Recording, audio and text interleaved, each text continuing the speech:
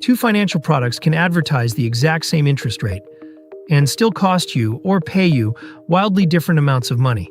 Not a little different. Hundreds of dollars different year after year. The whole trick is hidden in three little letters. Is it an APR or an APY? They sound almost identical. People skim right past them. And that is exactly the point. Banks know that most people never check which one they're looking at.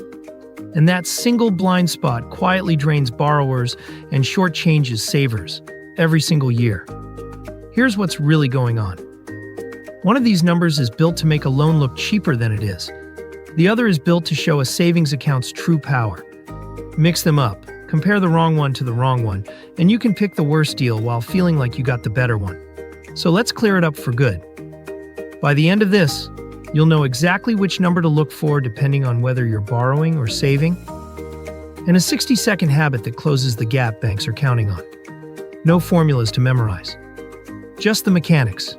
And a rule you can use the very next time a rate is staring back at you. Let's start with the core idea, because once it clicks, everything else falls into place. APR and APY are not the same number wearing two different hats. They are two different rulers, measuring the same thing from opposite sides of the table. APR stands for annual percentage rate. Think of it as the borrower's number. It shows up on loans and credit cards, and it answers one question. What does this cost me? APY stands for annual percentage yield. That's the saver's number.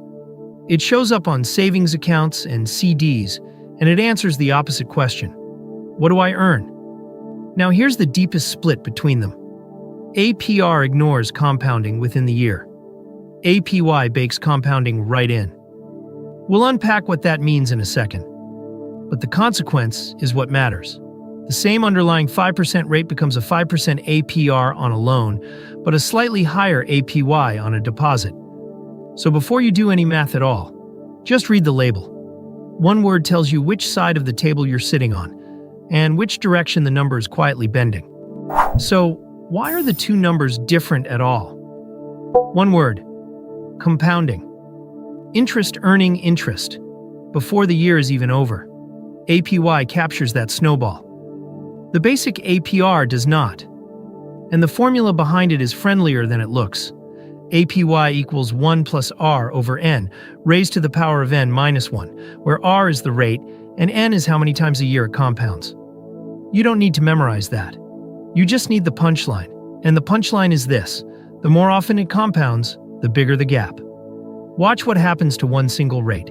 A flat 5.00% compounded just once a year is a 5.00% APY. Compound that same rate quarterly, and it nudges up to 5.09, monthly 5.12. And compounded daily, that exact same 5% becomes a 5.13% APY. Look closely at that. The nominal rate never moved. It was 5% the whole time. The only thing that changed was how often the interest got to roll over and start earning on itself. That tiny mechanical detail, frequency, is the entire reason these two numbers exist. Now, let's put this to work on the savings side. Because this is where comparing rates the lazy way quietly costs you money. Picture two savings accounts, side by side. Account A advertises a 5.10% interest rate, compounded annually. Account B advertises a lower-sounding 5.00% rate, but compounded daily. Be honest, most people grab account A, bigger headline number, done, move on. It feels obvious. But run both through APY and the result flips. Account A's annual compounding leaves it at a 5.10% APY. Account B's daily compounding pushes its 5% up to a 5.13% APY. Account B actually wins, the one with the smaller advertised rate. So here's the lesson, and it's simple and bankable. When you're saving, never compare interest rates. Compare APY to APY, and the good news is, the system is built to help you here. By law, banks must show you the APY on a deposit account, precisely so you can compare apples to apples. The headline interest rate is marketing. The APY is the truth. Train your eye to land on it, and you'll stop leaving free money on the table. Now flip to the other side of the table, borrowing, and watch the trap reverse on you. Start with a credit card. The stated APR is only the floor of what you'll actually pay because cards compound interest daily on your unpaid balance. So take a 24.99% APR, already painful. Run it through that same compounding math, and the real effective cost lands at roughly 28% a year. That's about 3 extra percentage points the sticker price never showed you, working against you every single day you carry a balance. But here's the twist. APR isn't always the villain. With a mortgage, APR is actually your friend. On a home loan, the APR folds in the points and origination fees that the plain interest rate conveniently hides. So a 7.00% interest rate, once you add the fees, might carry a 7.20% APR. That higher number is the more honest one, because it's the all-in cost. So as a borrower, here's the rule. On revolving debt like a credit card, your real cost runs above the APR because of daily compounding. On an installment loan like a mortgage, the APR is the more complete all-in number, the one to actually compare lender to lender. Now, let's make all of this dead simple to use, because in real life, you don't need the formula. You need one habit. Call it the 60-second rule, and it's just 3 steps. Step 1. Figure out which side you're on. Are you saving and earning, or borrowing and paying? If you're earning, you want the APY and you want it high. If you're borrowing, you want the APR and you want it low. Earning wants high APY, borrowing wants low APR. Step 2. Compare like to like. APY against APY for deposits. APR against APR for loans. Never a rate against a yield, and never one product's headline rate against another's true cost. That's the exact mismatch that fools people. Step 3. Respect the asterisks. On a savings account, the APY assumes you leave the money untouched all year. On a loan, the APR assumes you hold it for the full term. Change those assumptions, and your real number changes too. That's it. 3 moves, 60 seconds. Get them right, and you've closed the precise blind spot banks have been counting on. Same products, same rates.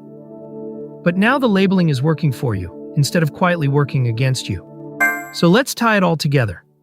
APR and APY measure the same interest from 2 sides.